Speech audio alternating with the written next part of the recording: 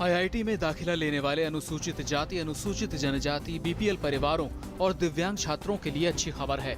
IIT ने अनुसूचित जाति, अनुसूचित जनजाति, बीपीएल परिवारों और दिव्यांग छात्रों की फीस पूरी तरह माफ कर दी है। इसके अलावा 1 लाख रुपए सालाना पारिवारिक आय वाले छात्रों की भी पूरी फीस माफ कर दी गई है।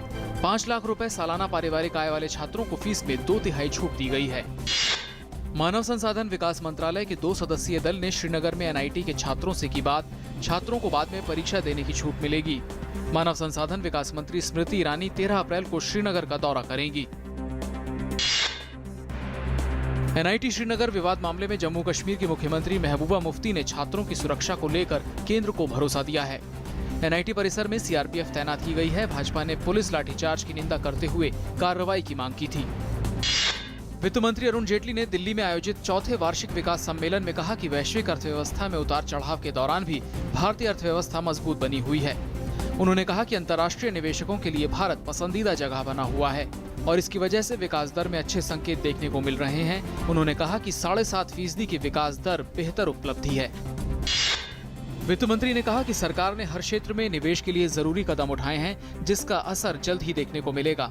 उन्होंने कहा कि सरकार ने रुकी हुई योजनाओं से संबंधित मुद्दों के समाधान के लिए कई कदम उठाए हैं। जेटली ने कहा कि सरकार जीएसटी बिल को समय से पास कराने के लिए कांग्रेस से बात करेगी।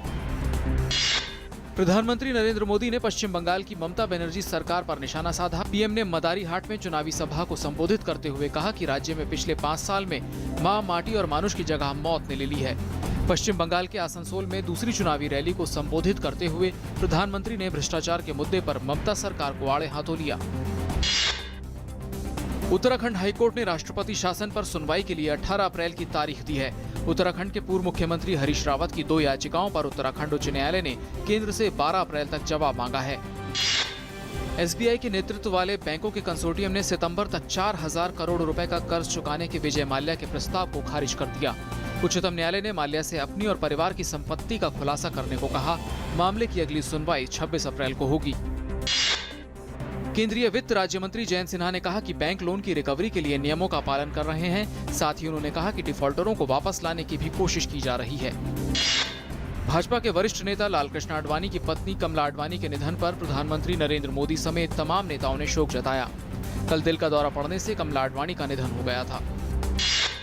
जम्मू कश्मीर के शोपियां जिले में सुरक्षा बलों के साथ मुठभेड़ में 2 आतंकी ढेर। घुसपैठ की कोशिश कर रहे आतंकियों की कोशिशों को सुरक्षा बलों ने नाकाम कर दिया। आतंकियों की पहचान नसीर पंडित और वसीम अहमद मल्ला के तौर पर की गई है। दोनों कथित तौर पर हिजबुल मुजाहिदीन के सक्रिय आतंकी बताए गए हैं। आतंकियों के पास से 2 राइफल और हथियार बरामद किए गए हैं। राष्ट्रपति प्रणब मुखर्जी ने चैत्र शुक्लादि, गुड़ी पड़वा, उगादि, चेटी चंड, नवरेह, साजेबू, चिरौबा की पूर्व संध्या पर देशवासियों को बधाई दी है।